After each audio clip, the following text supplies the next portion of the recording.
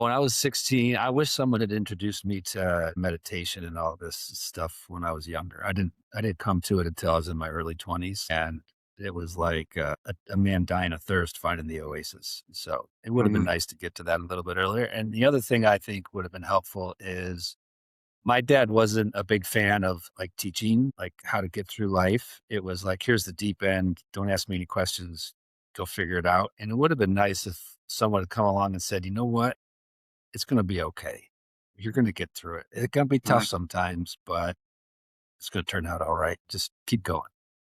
And that would, Mm, I think, cause me a lot less heartache and grief, anxiety and stress over the years, wondering if I was gonna sink or swim at the end of the day. yeah, right. Do we forget that with our own children to remember that that's the greatest thing that we can offer? It's going to be okay. You work it out. You got skills and you got backing. No matter what happens, back I yourself. think that's part of it.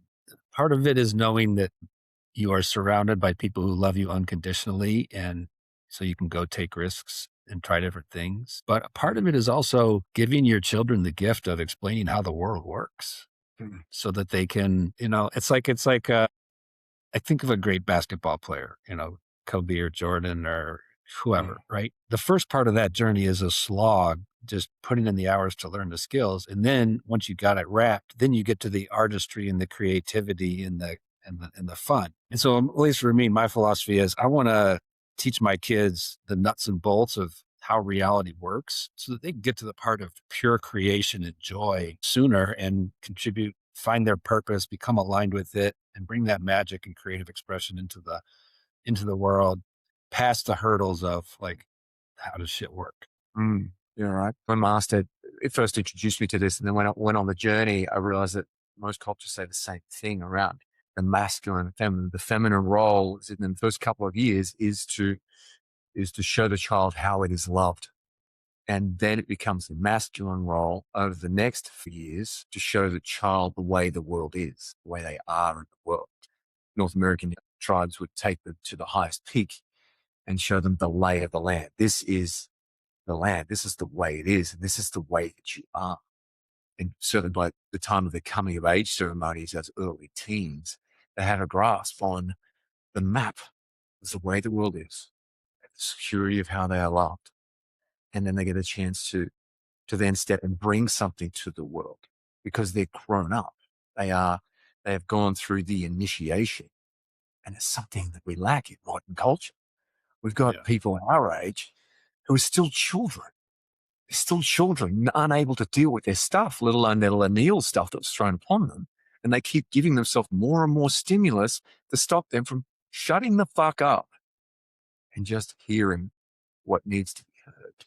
I think one of the things we can do for humanity is the reintroduction of initiation ceremonies to show children how they are and that they are safe and they are loved.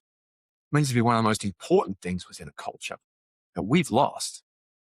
And everyone's trying to solve problems that haven't happened yet in an attempt to resolve their shit instead of just being with what's coming up for them. And Yeah. everyone's got People their are energy. people are uncomfortable with the discomfort, and you got to go through the fire at some point. It's nice to have a bunch of tools to help you get through the fire, but ultimately you got to walk through that fire alone. There's just no shortcuts. And that's, I think, the difference between teaching your kids and coddling and insulating and spoiling your kids. I'm not trying to keep my kids away from the experience of life.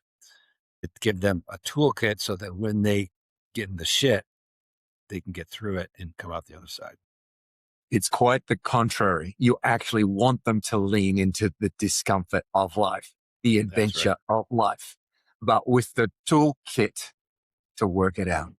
That's right. And coddling them does not help. Keeping them away in cotton wool does not help them because the nervous system is unregulated. Yep. The ability to regulate one's nervous, I talked about at length with ad nauseum with David B. Meadows, who was my Navy SEAL I had on the podcast a couple of weeks ago. And we went deep into the nervous regulation of high performance. And it's one of the key aspects.